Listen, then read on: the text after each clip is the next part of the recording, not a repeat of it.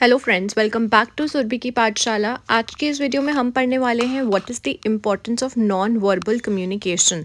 इससे पहले हमने पढ़ा था कि हम कम्युनिकेशन को कैसे इम्प्रूव कर सकते हैं, मतलब कम्युनिकेशन स्किल्स को। अब हम पढ़ रहे हैं नॉन वर्बल कम्युनिकेशन क्या होती है। Non verbal communication is the transmission of messages और signals through a non verbal platform such as eye contact, facial expressions, gesture, postures and the distance between two individuals.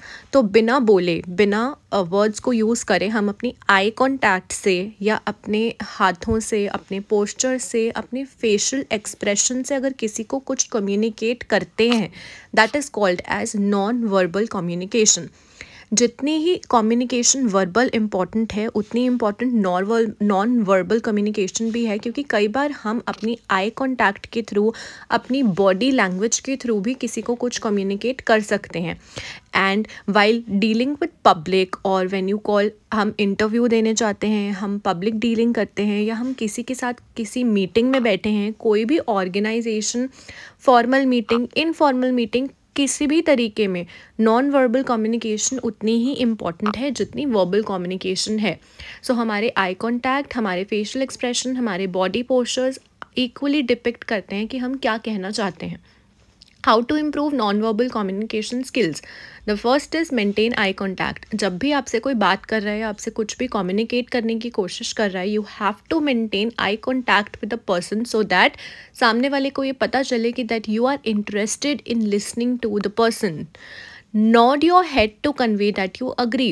When somebody is telling you something, sharing your ideas, your feelings, or anything with you, you have to show by your body language, by nodding your head that you agree to them, or by nodding your head that you don't agree to them. Smile and show interest. Lean forward to show speaker your interest. Use tone of voice that matches your message. The voice tone or the tone of your voice is very important when you talk to people. जब भी हम किसी से कोई चीज़ communicate करते हैं, हम किस टोन में उनसे बात कर रहे हैं, वो बहुत इम्पॉर्टेंट होता है। Whether in an organisation, in a school, office, in hospital, anywhere, formal places, informal places, very important है tone of your voice. Next is importance of non-verbal communication. Increases workplace efficiency, conveys emotions, very important, bringing people together, creates harmony, persuade and motivates individuals, improve performance. जब भी हमारी communication skills अच्छे होंगे, whether it is verbal or non-verbal, हमारी performance improve होगी. So with the help of non verbal communication, with the help of better non verbal communication, हमारी performance improve होगी. हम अपने इमोशंस को बेटर तरीके से कन्वे कर सकते हैं दूसरों को. We can form better teams, people bringing together. Non-verbal communication brings people together because बिना बोले अगर हम किसी से communicate कर सकते हैं, that means in an organization we are forming a good rapport, good understanding between people or employees, which in short increases work efficiency. So mastering both verbal and non-verbal skill is very important for the effective interaction and understanding.